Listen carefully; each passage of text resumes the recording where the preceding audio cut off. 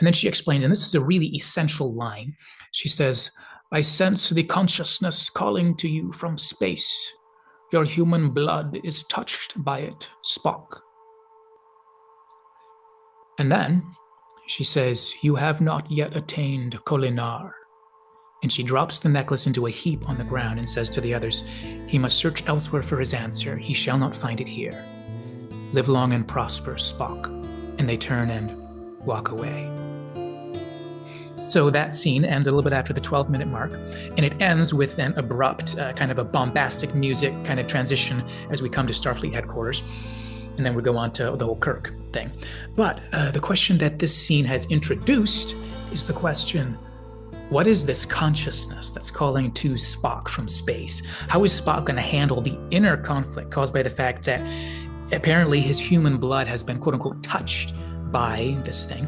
And then as a result of that, he is unable to achieve Kolinar.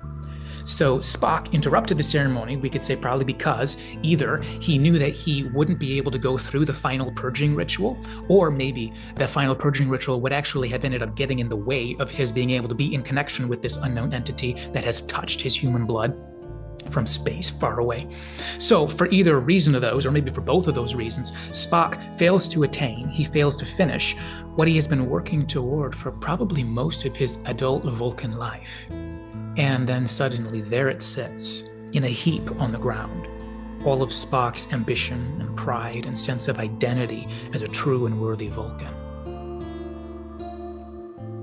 Now, one interesting element that came to me last time I watched this is that there's kind of an interesting pattern in Star Trek in which a dual identity ends up being kind of redemptive. So near the end of this film, it's going to end up where the merger of Decker's human qualities with V'ger's cold and logical superpowers, that dual identity resulting from that merger is really going to be the thing that results in the answer to everything, the fulfillment of human destiny in that kind of Decker transfiguration scene with Decker and the Ilea probe kind of going up together. Meanwhile, Spock here seems to be, as to his nature, something very similar.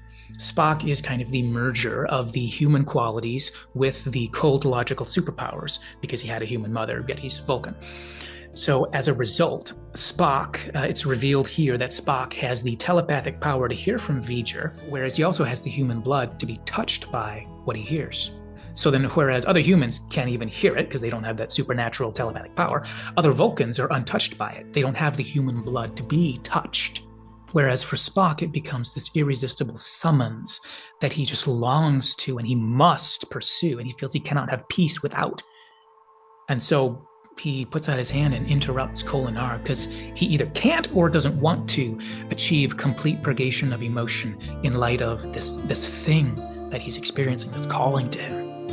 In a way, this concept of the kind of redemptive dual identity kind of reminds me of the Voyager episode Prophecy, in which the messianic element is understood to be the mixed bloodline of B'Elanna's unborn child, who is able to cure the Klingon travelers from their genetic disease, not in spite of his dual identity, but actually because of his dual identity, because of his mixed bloodline. So I don't think this is an explicit theme of the film, but I do think it's interesting that there's a sense within this film that diversity ultimately plays a role in saving us. We could say infinite diversity and infinite combinations. Of course, the diversity within Spock isn't infinite, but that's the ideal. So diversity has a redemptive aspect. So Spock, as well as the Decker and V'ger merger at the end of the film, they both present part of the answer for humanity coming through redemptive diversity between the power of the cold and mechanical combined with the warmth of the truly human qualities, or perhaps we could say the humanistic virtues, such as compassion, friendship, creativity, loyalty, etc., which are going to be discussed throughout the film and also, of course, throughout a whole lot of Star Trek. Let's see if we can get into Spock's head for a minute. Because after all, this is a massive character moment for everybody's favorite Vulcan, Mr. Spock. Just imagine if what you've been working toward your whole life and you're finally about to achieve, once you can get through that final ceremony and whatever kind of telepathic, supernatural, ritual things they're gonna do, what if the closer you get to that final moment, you come to realize that the thing you've been working toward and reaching toward for so long actually turns out to be diametrically opposed to the very most meaningful, most significant, most priceless thing that you can see. So you basically find out that the most prized goal you've been pursuing your whole life, once you arrive turns out to be not a benefit, but a barrier. And perhaps, to bring in some elements from the end of the film, perhaps also it's going to turn out to be not even what it was cracked up to be, perhaps not even worth pursuing at all. But for starters, at the scene that we're at right now, the fallout from this introductory scene at Planet Vulcan, it's what if now you see your most passionate pursuit is standing smack dab in the way of your most meaningful need. In a way, we could say, especially in light of how the film is going to end with Spock choosing to actually not go back and return and go through with Koldanar at all, but in a way, this is also kind of a potential worldview clash waiting to be acknowledged. But anyway, now in the meanwhile, during this scene here, the religious leaders guide him. Spock is guided by his religious leaders to pause his spiritual development while he takes a break to sort out the conflict. Because, as I see it, the Vulcan priestess, the leaders here recognize that it's better to slow down, even if it's painful to do so, even if you have to take steps back in order to do so. It's better to slow down than to rush on forward through really difficult to reverse instantiations that you'd later have to go backward and try to undo because you kept going further and further with really mixed dedication, mixed commitment to what you're doing. And when you phrase it like that, you might kind of ask yourself, is Spock sort of an apostate within his religion? Apostate meaning somebody who's rejected the faith of the religious community. Because at the end of the film, he decides never to go back and pursue Koldanar. So it seems he has decided he doesn't value it or believe in it anymore. Well, maybe it would be more appropriate to call Spock heterodox rather than apostate. Apostate is a pretty strong concept. But Spock has definitely, I think, stepped away from his religious tradition in a way that limits his affiliation and marks him with a certain amount of shame or at least lack of honor among the Vulcan people within that Vulcan religious system. And then as a result of that, kind of like a lot of the various Starfleet alien characters on the various Star Trek shows, like a lot of them, Spock will very soon become an outsider without a home because he's alien to Starfleet. And he's alien to his homeworld now. So he basically has become an outsider to everyone, a sojourner without a home where he can actually feel like he belongs. And then to make reference to Spock's next scene, which is where he arrives on the Enterprise bridge, in light of all the different psychological implications that we just talked about, it's kind of no wonder that when Spock shows up on the bridge, he's going to be so cold toward the crew when he sees them. Because it's not just that he's more detached or kind of like Vulcanified because he went through all the desert training. At least I don't think so. I think it's also that he has found himself forced to choose to be rejected by his people. He's walked all the way through the journey to attain what he's been working toward his whole life and then had to be turned aside because of his humanity, because of his human blood, as the priestess put it. So in that later scene down the road when he meets his old Enterprise crew, we might expect that he has no interest in talking with them because they represent his failure to attain. They represent his failure, his abnormality, his infection, his destabilized, abnormal, failing self. So he's not just being extra Vulcan in that scene, or that's what I'm going to argue when we get to that scene.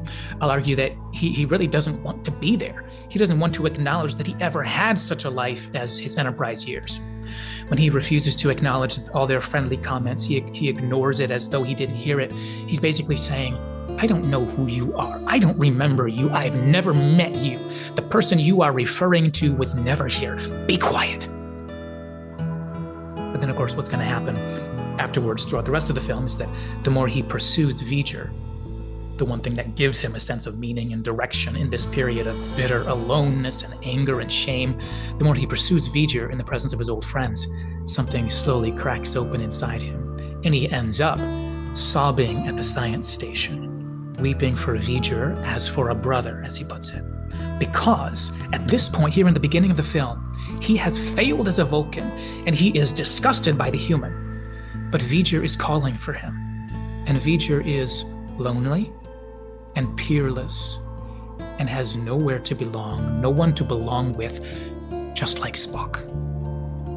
So in that scene near the end of the film, Spock weeps for V'Ger because he feels for V'ger, because, as tends to be the case when empathy is the strongest, because he really is V'ger.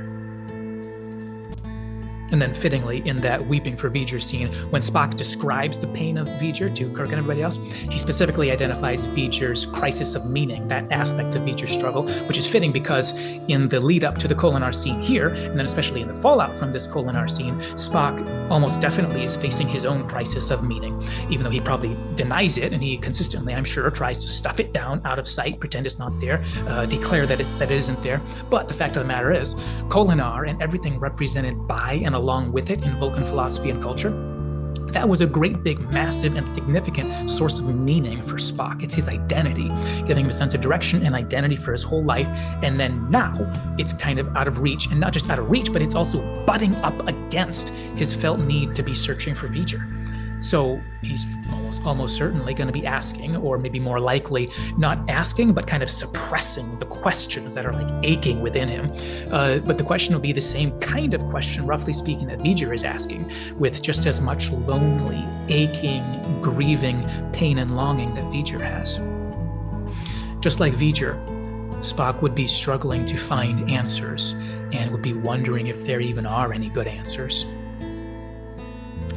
And then what the film suggests through the narrative of the film, and particularly through its climax and resolution, I think the Star Trek writers kind of suggest that the answer to both of these questions would be something like the divine within humanity, or perhaps the divine plus superbot synthesis, something like power with virtue, or humanistic humanity combined with further growth / evolution / deification. I mean, kind of basically the space infant at the end of the film 2001: A Space Odyssey. Same kind of idea.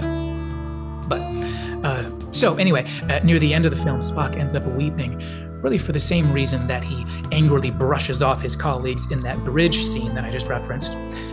He weeps because we aren't meant to be alone. He weeps because he is torn between two worlds and he doesn't belong. And it hurts to be alone in the great, cold, icy expanse of space, with no soul that touches yours, with nowhere to belong, no one to be with. So Spock weeps for V'ger because we aren't meant to be alone in the cold, icy expanse of space. It is tragic, and so it draws forth a glimmering tear from a cold-blooded Vulcan who understands. You can tell I like that scene. All right, so anyway, so we had those two introductory scenes, the Klingon scene and then the planet Vulcan scene. And then we come suddenly to Starfleet headquarters with a musical cue invoking excitement and fanfare. And oh, look at that, it's Stardate 7410.2. Kirk gets off the ship.